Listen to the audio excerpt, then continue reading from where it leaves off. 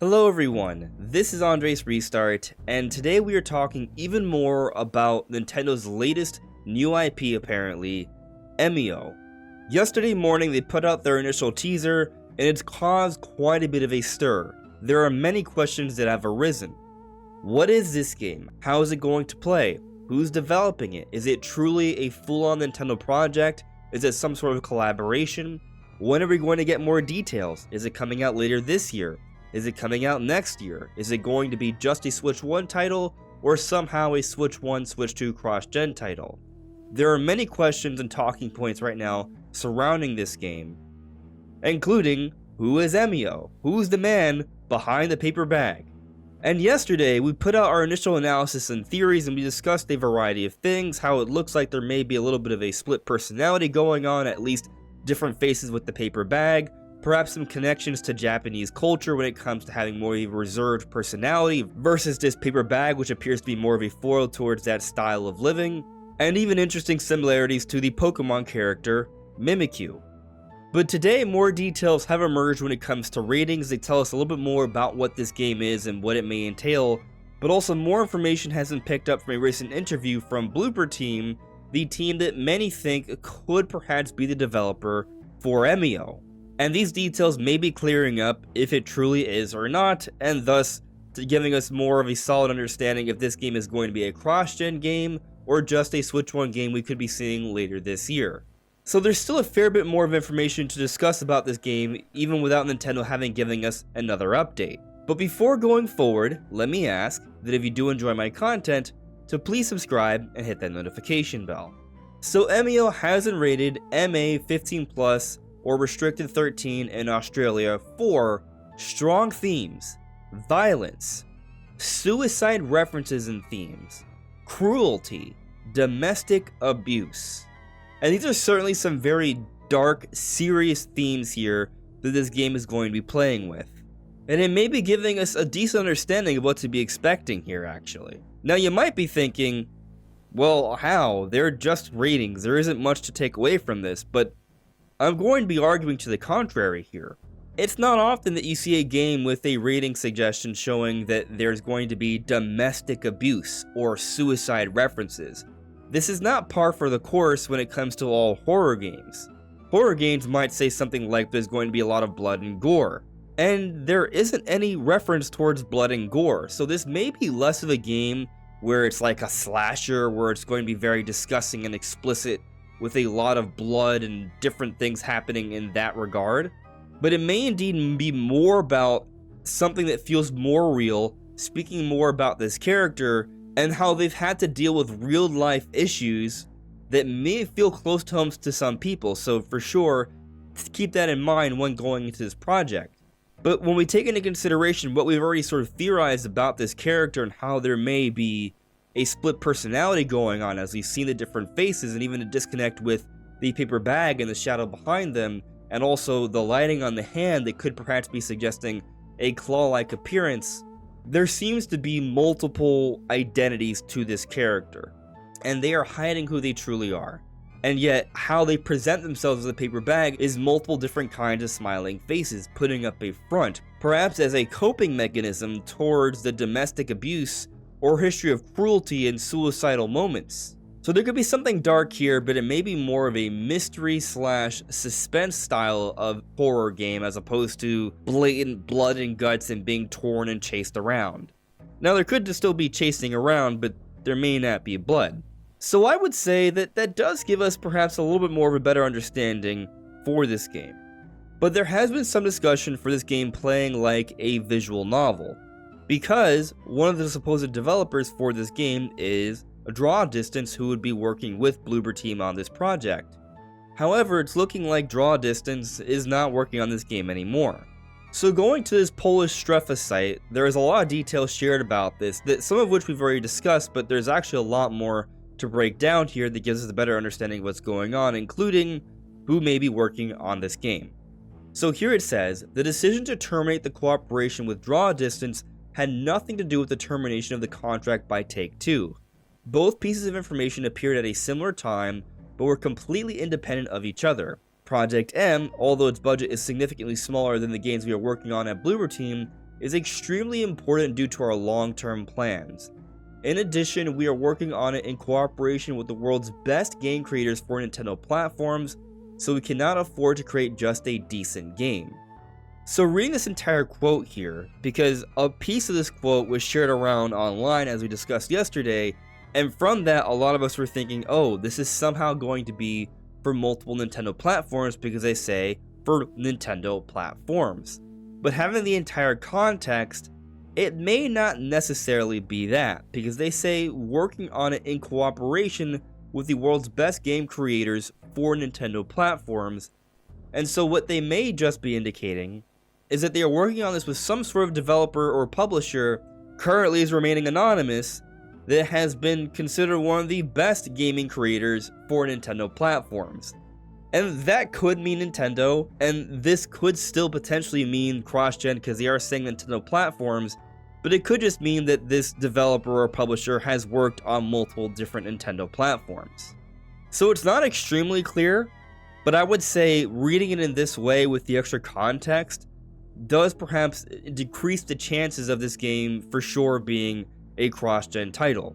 And when I say this game, I'm referencing Project M. Project M from Bloober Team may not even be Emio. They could be two different things. Now, a lot of people have been thinking that maybe this is related, and I do think there's a strong chance of that. Interestingly, this information came out 2 days before the reveal or tease of Emio. And Project M, this emphasis on the letter M, and we have Emio, there might be somewhat of a connection there. Not to mention that this is something being made exclusive for Nintendo platforms, and that does get you wondering on who the partner is since they're remaining anonymous. Technically, the world's best game creators for Nintendo platforms would be Nintendo themselves. So if Nintendo is working in conjunction with Bloober Team, then maybe yes, Emio is Project M. But not necessarily. Because from what we can see of Emio, they're teasing the game, they're pushing the game in a very interesting way, not in the way they would handle a typical third-party game. It's very clearly at least a timed exclusive, and I'm going to bet even more because there's actually a site for this game which seems to be indicating that this is somehow a Nintendo published title. It may very well be the case that this is a game that's not being made by an internal Nintendo team, but it's still some sort of Nintendo project, similar to Mario Rabbids or Endless Ocean, which also have their own dedicated website pages on the Japanese Nintendo website. And with that in mind, let's read this other piece of info from this Polish site here. After a few iterations, we know this is a good choice. Importantly, this change does not increase the project budget. The first game announcements can be expected this year. The title itself will open our second portfolio under the Broken Mirror Games brand.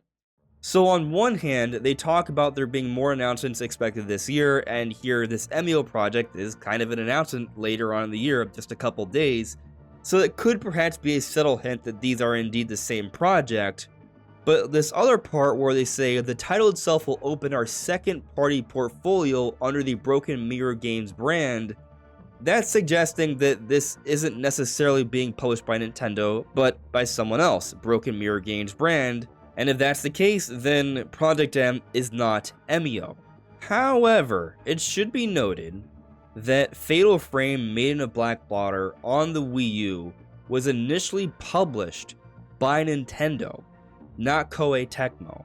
It wasn't until later on that we saw Koei Tecmo publish the game across the board for the remaster for this current generation. And so what I'm getting at here is that there's already a history of Nintendo partially publishing, depending on the region, a horror game. And Emio could be this generation's Fatal Frame Made in Black Water, where Nintendo is co-publishing a game made by another team, and thus they are pushing it. So it's not totally a foregone conclusion that Project M is not Emio, but also it's not confirmed either. And I can understand how some people would be leaning away from this. But something that I find interesting here is that if it isn't Project M, that in some ways could bode well for this game, because Project M is being made by Bloober Team, and Bloober Team has a history of making a lot of games that aren't received extremely well. Now, I will say that I think they are making a bit of a turnaround here, You look at what they're doing with Silent Hill 2 Remake, they're clearly pushing things here, they have multiple projects, and we have seen cases where a developer puts out games that aren't necessarily considered to be fantastic, but maybe just kind of okay to slightly good, and then with Nintendo stepping in, all of a sudden, it's pretty good. Look at what Mercury Steam did with Metroid Samus Returns and Metroid Dread. They had some history of working on similar games like with Castlevania, but they weren't considered to be very good offerings of Castlevania. However, with Nintendo's help, all of a sudden Mercury Steam is a fantastic 2D Metroid developer. So if it turns out that Project M from Bloober Team is Emio, I'm not necessarily going to be concerned. Of course, at the same time, it doesn't confirm that it's going to be fantastic either. We'll have to kind of keep our eyes peeled and see how it pans out. But some other interesting things to note here is that Project M apparently has 30 developers from Bloober Team, which isn't that big of a project. Now, I wouldn't be surprised if Emio is also not that big of a project that only has a few developers. Budget and size don't necessarily tell us how good a game will be, because sometimes a game, if they have an interesting concept, even if it's simple, if it's done well, it can be done well regardless of team size. But with draw distance no longer being in the picture for Project M, that perhaps does open the door for this game not being a visual novel style kind of game, and perhaps being something a little bit different, maybe more like Silent Hill or like Fatal Frame, or just something entirely different. As they do mention, Project M is something very unique, and maybe Emio is a very unique style horror game. Given this very interesting approach by Nintendo with hyping up and advertising this game, I am willing to bet that Emio is going to be a unique approach to the horror genre. Now, something else I would like to speak on before closing out here is when we're going to see more details and when this game is going to get revealed. You see, we've seen Nintendo do something like this in the past, or rather I should say, Pokemon. So, not exactly the same, it does operate a bit differently, but I remember when they were revealing Hisui and Zoroark for Pokemon Legends Arceus. And they had a very creepy kind of initial teaser, and then a little bit later, we got the full-on reveal of the Pokemon in Legends Arceus. And considering the situation, I'm left wondering how they're going to operate with Emio, because they've given us this initial teaser, but we don't actually have a gameplay trailer. I really don't know that much about it right now. And I have to kind of wonder that we're going to hear more about this game really soon. I was almost expecting to see some type of announcement today, just a day removed from their initial teaser. Now, given that they haven't done anything yet, I'm assuming we're not getting anything today, but it may still be coming pretty soon.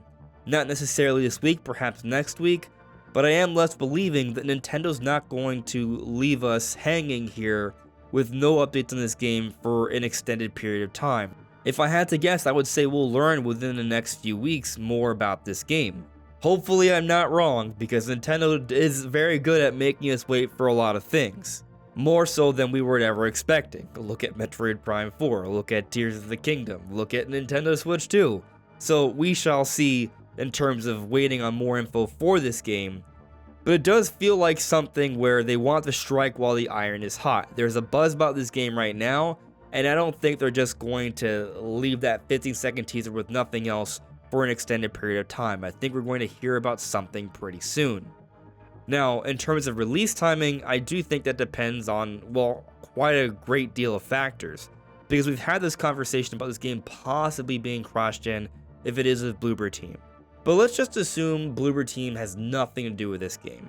If that whole angle was never in the equation, I would have been kind of thinking that this is going to be a smaller but cool and interesting horror project that Nintendo is teasing now and going to be giving us more details really soon for it to release surprisingly this year. Yes, the month of August, technically we don't have any slated published Nintendo titles. They could put something then.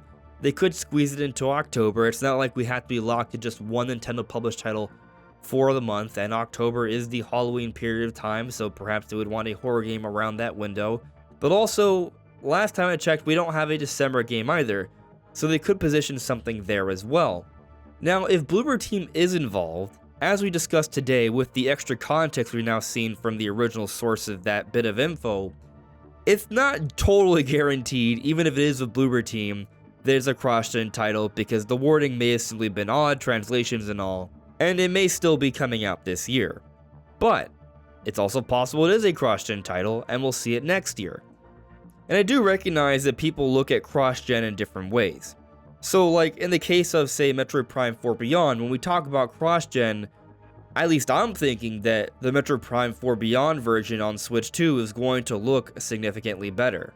But if this is more of a sort of pseudo third-party offering where Nintendo's slightly publishing the game or something to that effect, then the idea of cross-gen, it wouldn't be like, oh, this is the next Breath of the Wild Twilight Princess scenario, but more so, hey, this is just another third-party game that's releasing on multiple systems, and maybe it runs a little bit better on a more powerful console, and that's pretty much it. So it's just something I'm keeping in mind here. However, the way Nintendo is treating Emio, I do think this is something that is more than just a basic third-party offering that Nintendo's publishing in some regions. That is where I'm leaning currently. We'll see as more evidence presents itself, but I'm expecting more info soon. So we shall see. What do you think? Let me know in the comments below. This is Andres Restart. Thank you so much for listening and watching, and I'll see you all really soon. Take care. Bye.